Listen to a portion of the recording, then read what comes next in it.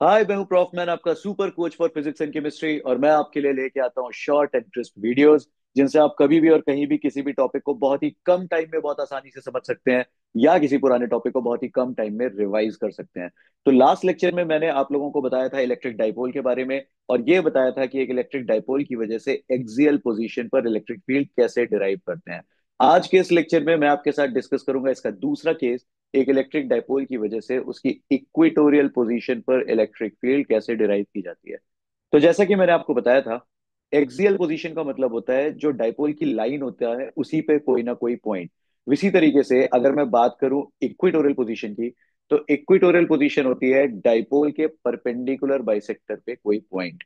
तो देखो, सबसे पहले इस डायग्राम को बहुत अच्छे से समझ लीजिए। अगर आपने इस डायग्राम को समझ लिया तो आपको आगे की मैथ्स तो बहुत इजीली समझ में आ जाएगी। तो देखो, ये है मेरा एक इलेक्ट्रिक डाइपोल। डाइपोल में क्या होता है, दो इक्वल एंड ऑपोजिट चार्जेस होते हैं। तो एक देखिए, ये माइनस क्यू इधर रखा हुआ है एंड पॉजिटिव क्यू इधर रखा हुआ है। इस डाइपोल के जो बीच का डिस्टेंस है इसको हम डी मानने की बजाय 2a मान लेते हैं। ऐसा क्यों? क्योंकि दोनों ही केसेस में, चाहे एक्सियल हो या फिर इक्वेटोरियल हो, जो डिस्टेंस होता है पॉइंट का जहां पर मुझे इलेक्ट्रिक फील्ड निकालनी होती है वो सेंटर ऑफ द डाइपोल से लेते हैं। तो अगर मैं इसका टोटल डिस्टेंस 2a मान लूंगा तो कैलकुलेशन इजी हो जाती है। क्यों? क्योंकि हम इसके हाफ डिस्टेंस को a और हाफ डिस्टेंस को a मान सकते हैं। तो देखिए, इसके टोटल डिस्टेंस जो है इन दोनों चार्जेस के बीच का, या डाइपोल की जो टोटल लेंथ है वो है 2a। तो मैंने हाफ a मान लिया और हाफ को भी a मान लिया, a प्लस a 2a हो जाएगा।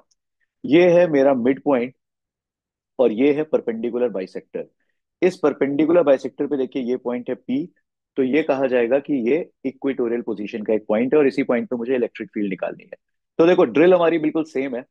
यहाँ पे दो चार्ज हैं, एक है माइनस क्यू और एक है पॉजिटिव क्यू। इन दोनों चार्जेस की वजह से मैं इस पॉइंट पी पर इलेक्ट्रिक फील्ड निकालूंगा, और फिर दोनों का रिजल्टेंट निकालना है हमको। ठीक है। तो मैंने आपको लास्ट लेक्चर में ये चीज बताई भी थी कि एक पॉइंट चार्ज की वजह से किसी भी पॉइंट पर इलेक्ट्रिक फील्ड का मैग्नीट्यूड और डायरेक्शन क्या होता है। इसलिए मैं रिकमेंड करता हूँ, जिन लोगों ने पीछे वाला लेक्चर नहीं देखा है, प्लीज एक्सियल पोजीशन वाला लेक्चर भी देख के आइए, क्योंकि उसमें बहुत सारी इंपॉर्टेंट चीजें जो कि इन सब कॉन्सेप्ट्स को समझने के लिए रिक्वायर्ड है, वो सब मैंने आपको वहां पे बता रखी है। और पीछे के लेक्चर्स देखेंगे तो आगे के लेक्चर्स समझने में आपको बहुत आसानी हो जाएगी। तो देखो भाई, ये है ए, ये है आर। तो इस चार्ज क्यू का या फिर इस चार्ज क्यू का इस पॉइंट पी से जो डिस्टेंस है, अगर आप देखेंगे ये ए है, ये आर है, ये 90 डिग्री है, तो पाइथागोरस थ्योरम से ये डिस्टेंस हो जाएगा under root r square plus ए स्क्वायर, क्योंकि ये हाइपोटेन्यूज है। सिमिलरली यहाँ पर आर एंड ए है, तो ये डिस्टेंस हो जाएगा under root r square plus ए स्क्वायर। तो देखो, दोनों ही चार्जेस का मैग्नीट्यूड क्यू है, और दोनों का जो डिस्टेंस है वो सेम ही है, यानी under root r square plus ए स्क्वायर। तो इन दोनों की वजह से जो यहाँ पर इलेक्ट्रिक फील्ड का मैग्नीट्यूड होगा वो सेम होगा, क्योंकि एक पॉइंट चार्ज की वजह से इलेक्ट्रिक फील्ड का मैग्नीट्यूड होता है q upon 4 pi epsilon naught distance का स्क्वायर। तो दोनों का मैग्नीट्यूड यानी कि चार्ज सेम है, दोनों का डिस्टेंस भी सेम है, तो यहाँ पर इलेक्ट्रिक फील्ड का मैग्नीट्यूड भी सेम होगा। इसलिए हम दोनों की वजह से इलेक्ट्रिक फील्ड को E1 E2 नहीं लिखेंगे, अब सीधे ई लिख सकते हैं, क्योंकि दोनों आपस में इक्वल है। फिर मैंने आपको बताया था कि एक नेगेटिव चार्ज की वजह से, नेगेटिव पॉइंट चार्ज की वजह से इलेक्ट्रिक फील्ड का डायरेक्शन होता है टूवर्ड्स द चार्ज। तो इस माइनस क्यू की वजह से जो इलेक्ट्रिक फील्ड है वो मैंने towards this minus Q charge बना दी। एक पॉजिटिव चार्ज की वजह से इलेक्ट्रिक फील्ड का डायरेक्शन होता है अवे फ्रॉम द चार्ज। तो इस पॉइंट पर इस पॉजिटिव चार्ज की वजह से मैंने इलेक्ट्रिक फील्ड जो है वो अवे फ्रॉम द चार्ज यानी कि इस डायरेक्शन में बना दी, और दोनों को ही मैंने ई नाम दिया है। अब देखिए, यहाँ पर ये दोनों इलेक्ट्रिक फील्ड जो हैं ये एक लाइन के अलोंग नहीं है। तो देखो, यहाँ पर जो मैं आपको भी सिखाने वाला हूँ ना, ये आपको न्यूमेरिकल्स में भी बहुत काम आएगा। तो ध्यान से समझिएगा। जब दो वेक्टर्स, जैसे कि यहाँ पर दो इलेक्ट्रिक फील्ड ये सेम लाइन पे नहीं है, तो इस केस में क्या करते हैं, जिस पॉइंट पे हमें रिजल्टेंट निकालना है वहां पे हम इमेजिनरी एक्सेस मान लेते हैं। देखो, मैंने यहाँ पर imaginary y axis and x axis बना लिया है। अब ये जो वेक्टर्स हैं जो कि एक लाइन में नहीं है, इनको हम एक्स एंड वाई एक्सेस पे रिजोल्व कर देते हैं। तो जिन लोग को वेक्टर को रिजोल्व करना नहीं आता है, मैं उनके लिए बता देता हूँ कि अगर कोई वेक्टर है, इसको दो परपेंडिकुलर डायरेक्शन में हम रिजोल्व कर सकते हैं, यानी कि इस वेक्टर का इफेक्ट इन दो परपेंडिकुलर डायरेक्शन में निकाल सकते हैं। जिस तरफ हमें एंगल थीटा गिवन होता है उस तरफ जब रिजोल्व करते हैं तो कॉस कंपोनेंट आता है, और जिस साइड थीटा गिवन नहीं होता है उधर अगर रिजोल्व करते हैं तो साइन कंपोनेंट आता है।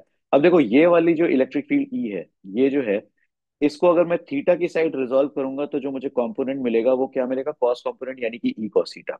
और दूसरी साइड जिधर थीटा नहीं है उधर रिजोल्व करूंगा तो क्या मिलेगा, ई साइन थीटा।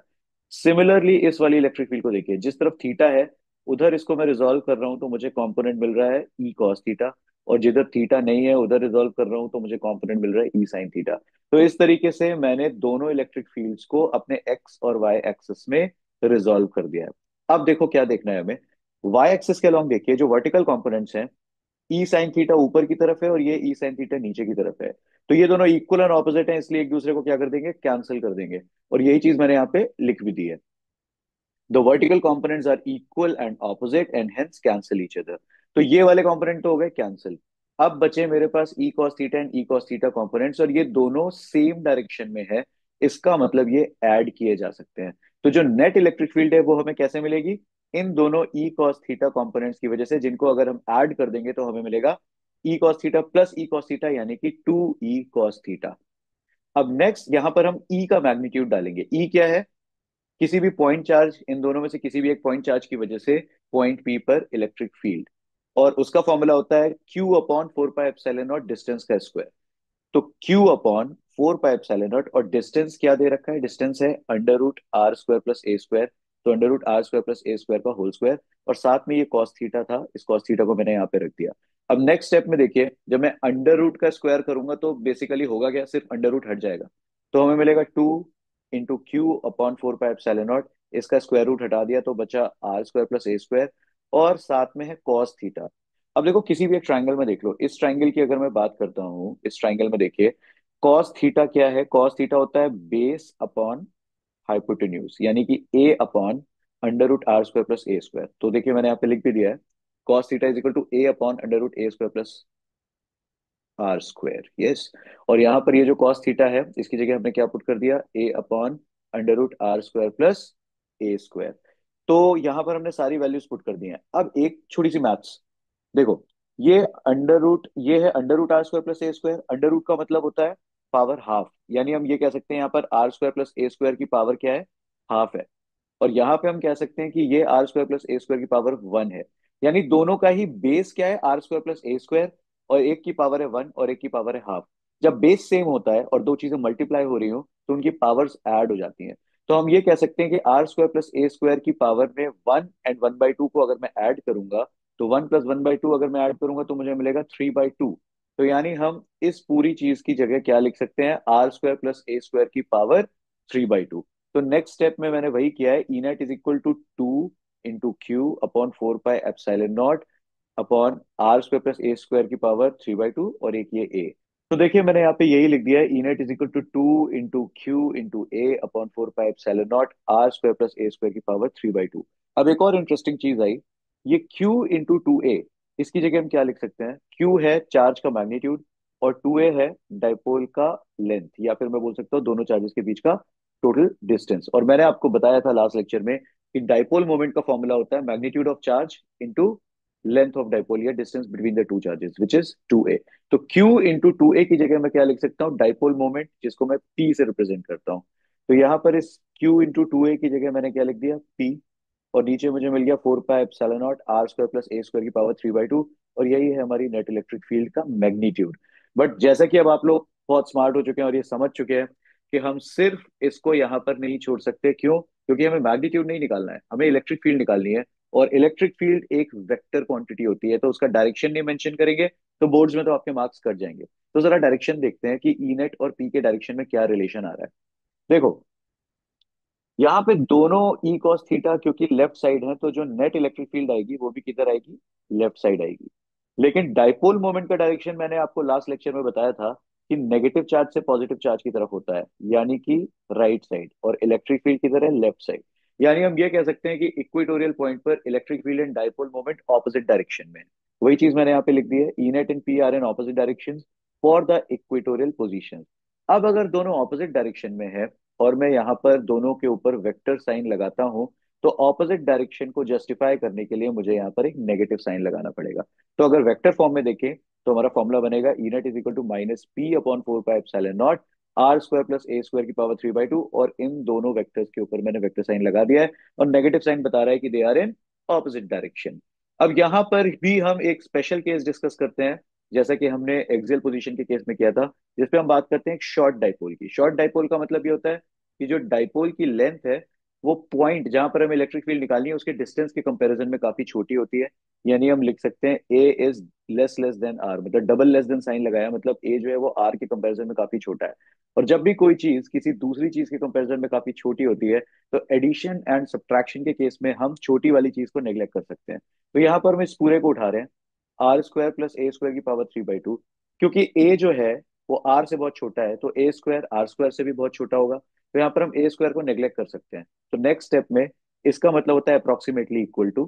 तो अप्रोक्सीमेटली ये ए स्क्वायर को तो हमने हटा दिया, अब सिर्फ क्या बचा, आर स्क्वायर की पावर 3/2। अब जब पावर की भी हम पावर करते हैं तो पावर्स आपस में मल्टीप्लाई होती है, यानी इसको हम लिख सकते हैं 2 × 3/2। तो 2 और 2 कैंसिल हो जाएगा और सिंपली हमें क्या मिलेगा, R³ तो ये जो पूरी चीज है इसकी जगह अब हम क्या पुट कर सकते हैं, R³। तो ई नेट आ जाएगा -P/4πε0 R³, क्योंकि इस पूरे की जगह मैंने क्या पुट कर दिया, R³। But this is true only for a short dipole, और वो भी कहां पर, एक इक्वेटोरियल पोजीशन के लिए। तो आई होप अब आपको ये भी पता चल गया है बहुत अच्छे से कि एक इक्वेटोरियल पोजीशन पर डाइपोल की वजह से इलेक्ट्रिक फील्ड हम कैसे डिराइव करते हैं, शॉर्ट डाइपोल के लिए क्या फॉर्मूला होता है, और डायरेक्शन के केस में electric field and dipole moments equatorial position पर ऑपोजिट डायरेक्शन में होते हैं, इसीलिए हम यहाँ पर नेगेटिव साइन लगाते हैं। तो जैसा कि मैं हर बार बोलता हूँ, आप वीडियो को पॉज करके अपने नोट्स जरूर बनाइएगा, क्योंकि आपके खुद के बनाए हुए नोट्स आपके लिए सबसे ज्यादा बेनिफिशियल होते हैं। और मैं आपसे ये भी रिकमेंड करूंगा कि जो इसके पहले के मैंने लेक्चर्स बना रखे हैं, उन सारे लेक्चर्स को भी देखिए। मैं शॉर्ट एंड क्रिस्प वीडियोस इसीलिए बनाता हूँ कि आपके पास अगर कभी 15 मिनट का भी टाइम है, तो आप उस टाइम को भी यूटिलाइज कर सकते हैं किसी एक टॉपिक को समझने के लिए। और अगर आपने ये कॉन्सेप्ट बहुत अच्छे से समझ लिए, तो आगे जाके मैं न्यूमेरिकल्स के लिए भी एक क्रैश कोर्स टाइप की चीज लेके आऊंगा, जिसमें मैं आपको बताऊंगा कि कैसे आप फिजिक्स के न्यूमेरिकल्स को बहुत ही कम टाइम में बहुत ही इजीली सॉल्व कर सकते हैं। तो वहां पे आपको बहुत फायदा मिलेगा अगर आपने कॉन्सेप्ट्स को बहुत अच्छे से पढ़ रखा है। तो ठीक है, अब हम मिलते हैं नेक्स्ट लेक्चर में एक और इम्पॉर्टेंट और किसी और बहुत ही सही कॉन्सेप्ट के साथ। तब तक के लिए आप लोग पढ़ते रहिए। Stay safe and profit says bye.